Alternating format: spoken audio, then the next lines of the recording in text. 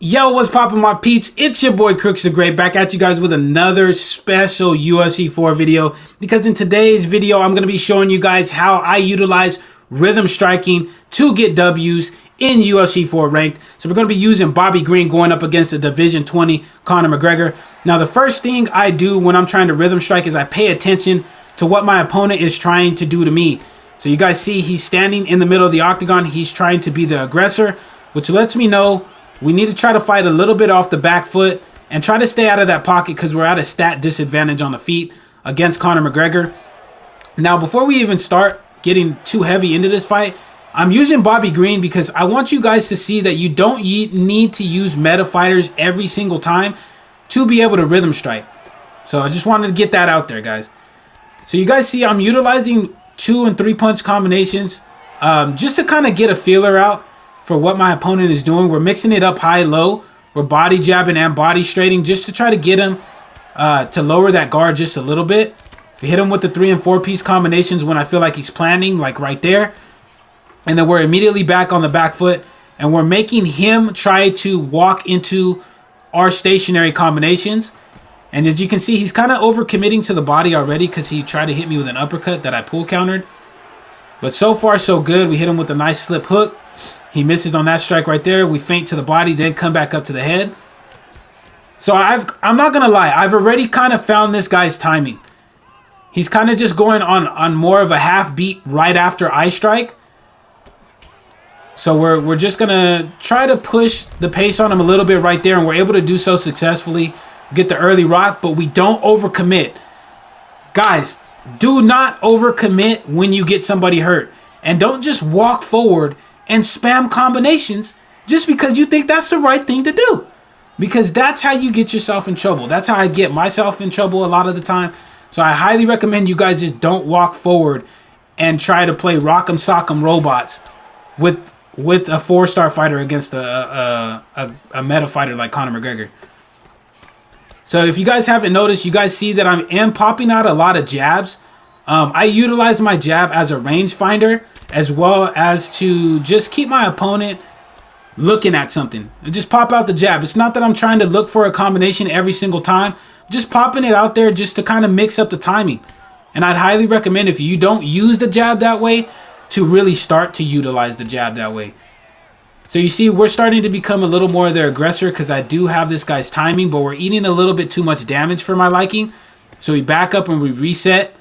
We're not just letting him tear into our block. And you see he launched off an overhand, so I immediately switched to southpaw, so that way the natural slip of the overhand is to my power side.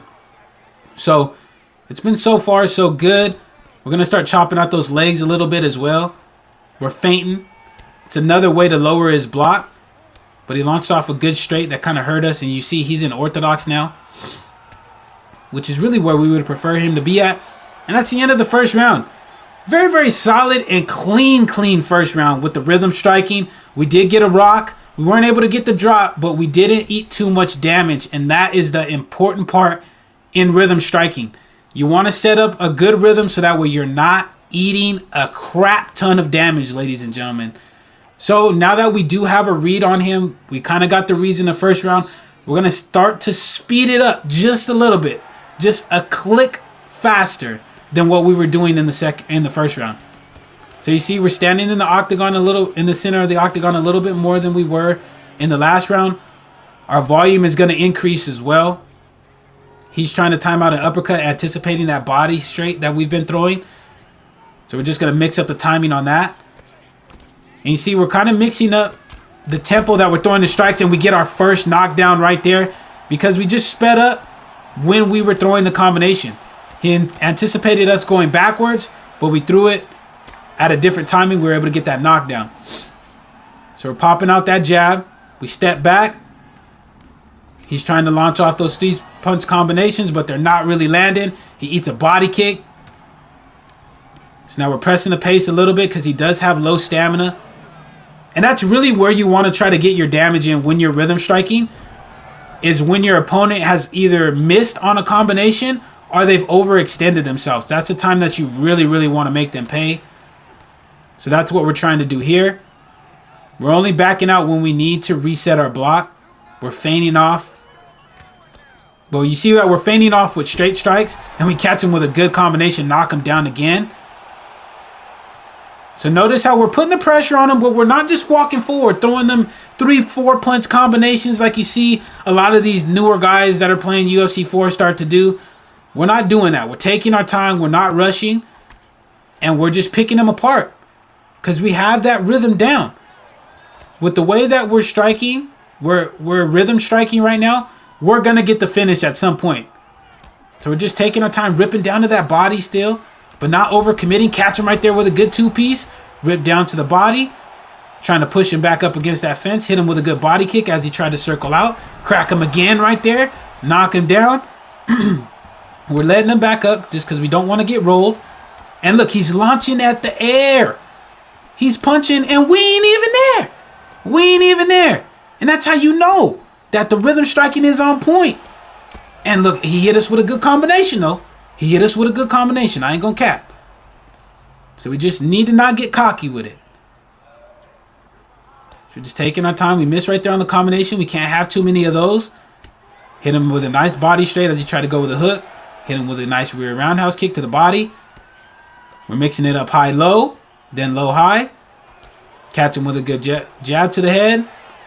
And as you could see, that stamina was real low when he missed that last combination. So the body work is already starting to play its part that we needed to. And we kind of got him hesitating on what he's throwing as well, because he's getting knocked down like right there. He's getting knocked down just because we have that rhythm. And when you have your opponent's rhythm, whoo, if they don't know what they're doing, you're about to get a finish as that round ends right there. I know this guy's feeling the pressure. I know he is. And that's only going to make him either 1, start to spam, 2, he's going to try to speed up his tempo, or 3, he's just going to let us try to swarm him. So we're going to try to figure that out going into this round. So we touch gloves and we're back underway for the 3rd round. Now we switch back to southpaw just because he might start chucking off overhands and we want to be able to slip those. We're chopping at him with the calf kick. He caught us with a clean 2-piece right there though. We need to be careful. But we catch him with the good lead hook off of the little step back because we got that rhythm and got the KO with Bobby King Green. And that's how you do it, ladies and gentlemen. That's exactly how you want a rhythm fight. You want to set your opponent up to where they get used to a certain rhythm, and then blam, you switch it up and you get KOs just like that, ladies and gentlemen. You get KOs just like that. But this video is not quite over yet because I want to show you guys Bobby Green's stats. For those of you guys that haven't used him, I don't want you guys to think, well, oh, maybe it's because Crooks is using Bobby Green. He has really, really good stats on the feet. I'm going to show you guys the stats to the fight, and then we're going to go look at Bobby Green's stats compared to Conor McGregor's. So that way you guys know that I ain't just capping at you when I say that lower tier fighters can be used against meta fighters. And look at that. We had 4 knockdowns in 3 rounds against Conor McGregor. Against the Division 20 Conor McGregor. Shit is wild, ladies and gentlemen. That shit is wild. But we're going to go into practice mode here. So that way you guys can check out these stats on Bobby Green. So that way y'all don't think I'm capping at y'all. So here we're going over to Bobby Green. He's right here. And look, he only has a 94 punch speed with 91 punch power. And he only has a 92 chin. Not the best chin. Not very, very good power at all. And let's go ahead and take a look at Conor's power.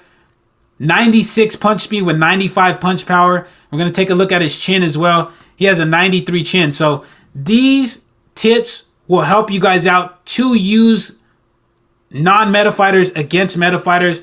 But that's all I have for you guys on the video. If this video did help you guys out, make sure to slap that subscribe button as well as slap that like button. And if you guys need clarification on anything that I talked about in this video, please do drop a comment in the comment section.